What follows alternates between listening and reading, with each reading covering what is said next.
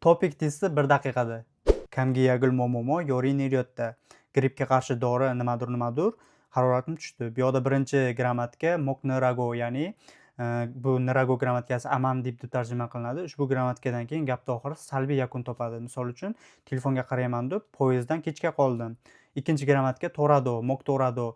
Yesa ham, yemasa ham. Odatda toradodan keyin gapning oxiri bir xil, o'sha ish qilinsa ham, qilinmasa ham natija bir xil yakun topganligini aytishda foydalanadi. Misol uchun, bu dorini ichsang ham, ichmasang ham baribir sog'aymaysan.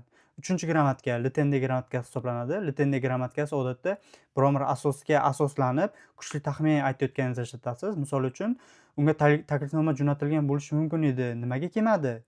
Bu yoqda Litende bo'lishi mumkin edi deb tarjima qilinadi. To'rtinchi bizda yakuniy grammatika gonaso dan keyin deb tarjima qilinadi va to'g'ri grammatika hisoblanadi. Kamga yagul mokonaso yoring neriyotda. Grippga qarshi dorini ichganimdan keyin haroratim tushdi.